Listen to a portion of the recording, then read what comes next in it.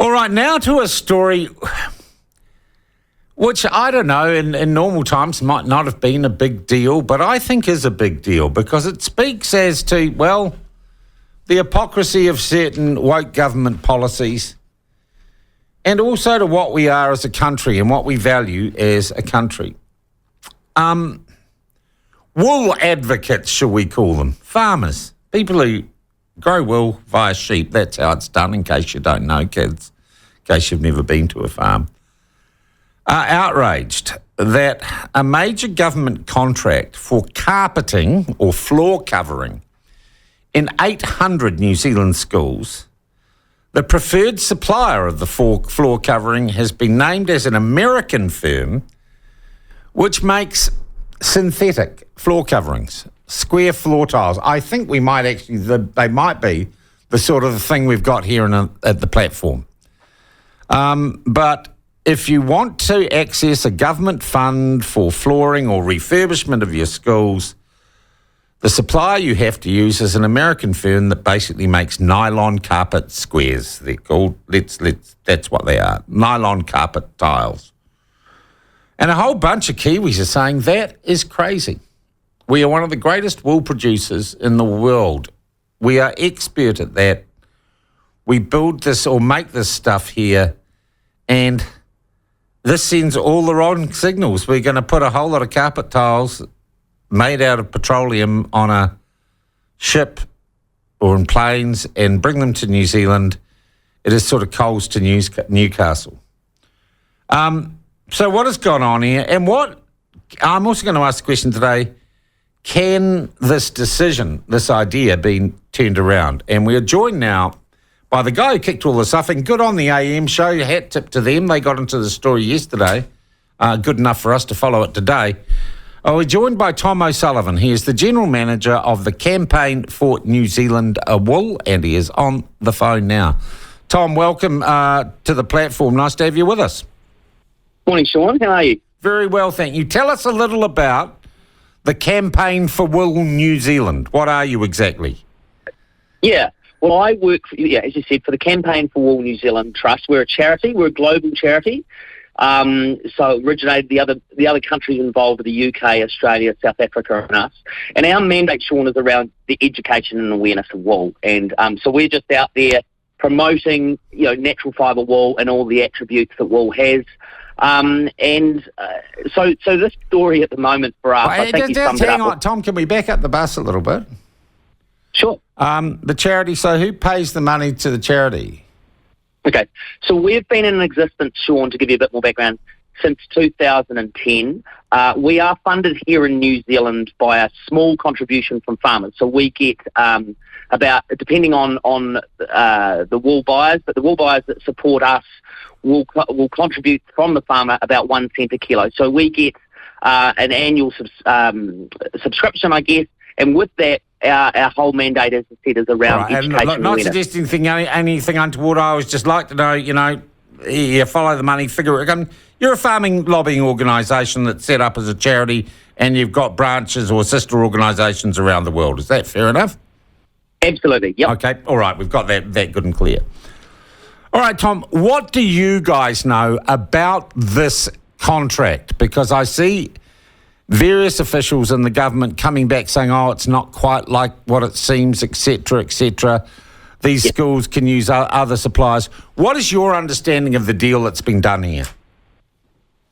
Well, look, Sean, I'm not privy to the actual details of who tendered for this, but my understanding it was a tender for carpeting 600 and largely rural schools. I think that's the thing that really irks, is that this is going into rural schools, so it's right in the face of the rural community who produce wool. So it was a tender, for carpeting those 600 rural schools. There were a number of submissions made or tenders put in, and they had some criteria. I don't know, as I said, I don't know the details or how I've seen it. I've heard a little bit of a response from the Ministry of Education on their rationale for making their decisions, a couple which I'll cover in a minute maybe. But so obviously they've made the decision. The decision has gone to, as you've already highlighted, a synthetic plastic tile that's made by a big multinational US company.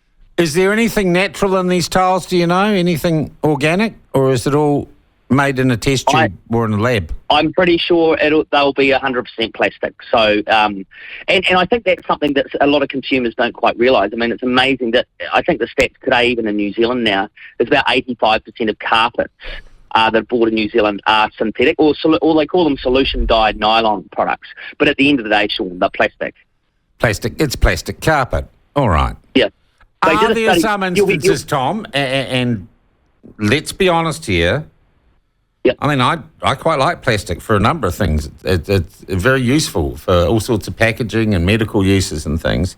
Are there some instances in which plastic carpet is better than wool carpet? Well, I would say no, but I guess there are arguments. There's a lot of and a lot of these arguments may be perpetuated by the big multinational synthetic companies.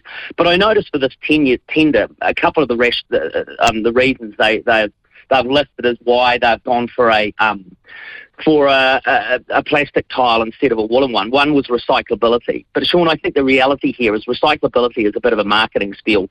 I actually Googled it the last couple of days, and found out that out of all plastic carpets that are produced, and I think there's 12 billion square feet of carpet per year, 91% of that is just put back into landfills. And we've got to remember that plastics don't biodegrade down. Well, it takes literally hundreds of years. So they're filling landfills. 4% of carpets are incinerated or burnt. 5% are recycled, but of that 5%, only a fifth, so 1% of the total was actually recycled back into carpet. So it's all very well to say, oh, well, it's recyclable, but the reality is we don't have the infrastructure here in New Zealand to do that. So it's kind of a meaningless point. And the other argument I hear they've put forward is that the fact that this plastic carpet tile, it's almost laughable, met the fire retardancy tests. But look, you've got to ask. I mean, I think it's all commonly known that plastics and nylons burn, and when they burn or melt, they let off some terrible chemicals. So if they have managed to pass the fire retardancy test with a plastic tile, it begs the question, Sean, what have they actually put on that product to ensure that it does? Tom, I suspect for many New Zealand taxpayers, all that might be very interesting, but if we have a much cheaper product, that's what Kiwis go for.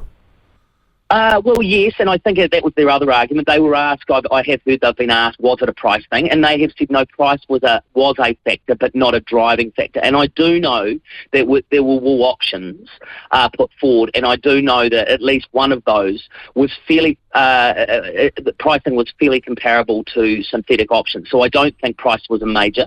Okay, Look, it is my understanding, Tom, that we are signatory to a number of free trade agreements, right? In fact, New Zealand is one of the countries around the world that promotes free trade and free trade alliances. And free trade alliances mean you cannot play favourites with your own manufacturers or with products made from locally produced stuff. You've got to be sort of colourblind when it comes to country of origin, and you can't discriminate against outsiders under free trade agreements. Yeah, and I understand that. Yeah, they've got to be reasonably impartial in making their decisions, and I totally understand that. I just think the point here, Sean, though, was, that the government has a very, very strong... I mean, it comes at the time when, I think it was just at the start of this week, where single-use plastics were taken out of supermarkets in New Zealand, and this has followed plastic bags being taken out of supermarkets. Yeah. So I think on one hand, the government is saying, we know that plastics are bad. I mean, I think every day you pick up the paper or watch the news, we see commentary around the damage that plastics are doing in landfills and microplastics in the ocean. So it's widely acknowledged. So here was an opportunity, and yet on the other hand, they've gone and specified plastic carpets for 600 schools, which will be a massive volume of plastic. Yeah. But I think that the point here is the government is also very hypocritical, because the government does continue to really promote the fact that we're leading the world in our environmental stewardship, our combating climate change, those sorts of things. So we're really pushing that. And in doing that, the government has placed a lot of regulations on our farming community. So around carbon, land use, water, all those sorts of things. There's a lot of regulations and pressure going on the rural community to do that. And the farmers, in general, are doing an amazing job to step up to the plate and help the government with that agenda.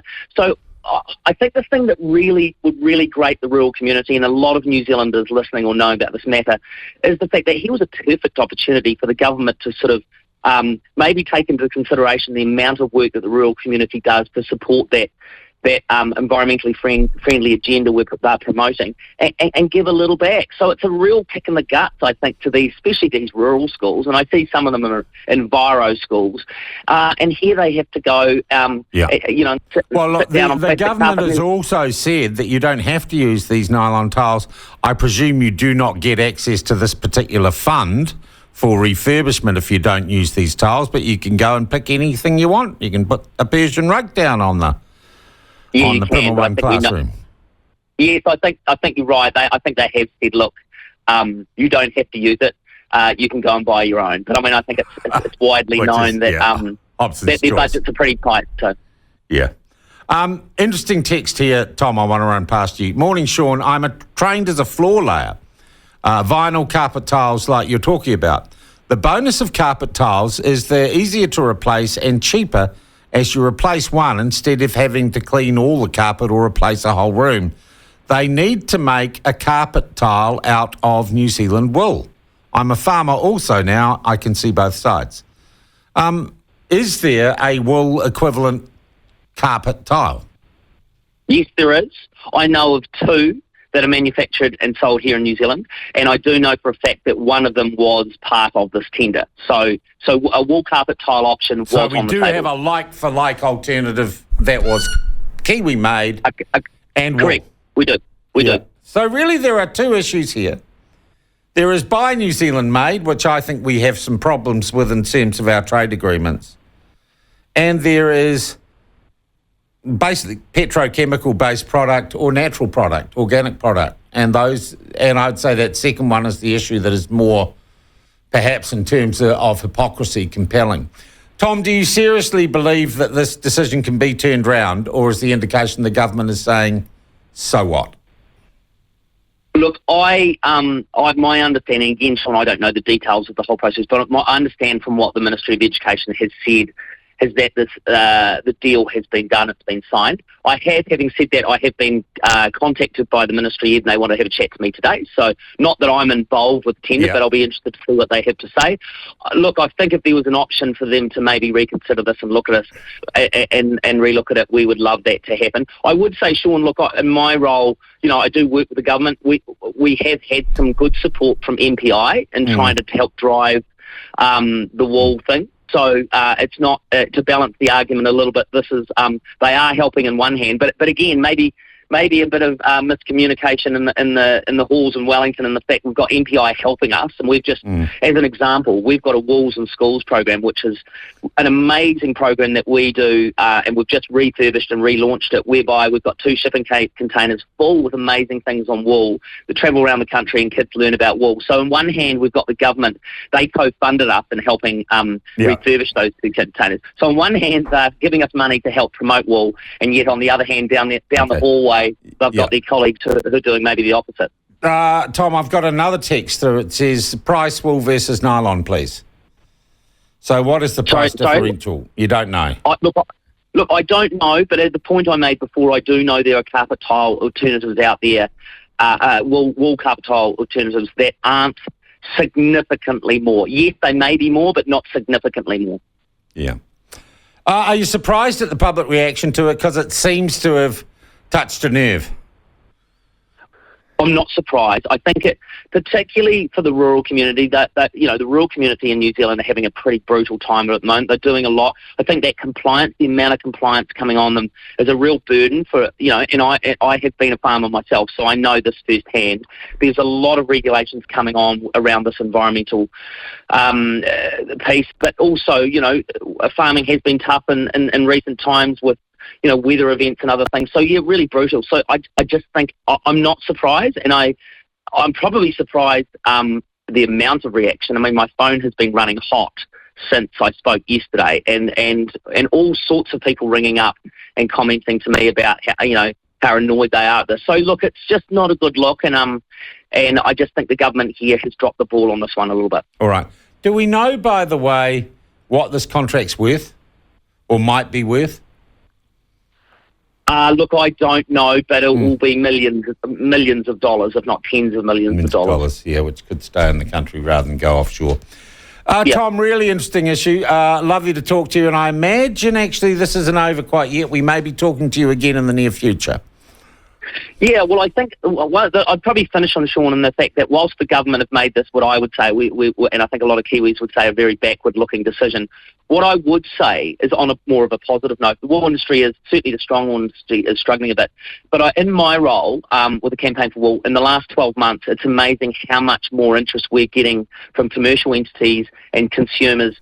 And we see it not only here in New Zealand, but globally, of really looking at starting to look at natural fibres and moving away from plastic man-made fibres. And I think, there is becoming a groundswell here. And I think for a lot of brands, being associated with petrochemical fibres or plastic fibres is starting to become a real issue for their branding. And so I think the resurgence of natural fibres, not just wool, but all natural fibres, is really starting to kick off. So I guess I would finish with that, Sean, saying that whilst this one doesn't look great and it's not helpful for us, but we are starting to see a real resurgence in inquiry for wool and natural fibres, which is awesome. Jolly good, Tom. Thank you so much for your time. We'll talk again soon. Tom O'Sullivan, he is from this wool promotion lobby group called the Campaign for Wool New Zealand. Interesting, I'd never heard of it really before. It's part of a global NGO network that's set up as a charity. They do get funded, I think, by wool growers to a certain extent. But, boy, that one's a bit of a slam dunk, I'd say. Though, as I said, you sign a free trade agreement, you can't play favourites. I'll tell you what we're going to do, Ben. We will next week, we'll get a hold of the Buy New Zealand Made campaign people from Business New Zealand and see what they make of this, because they should be in like robbers' dogs on these issues.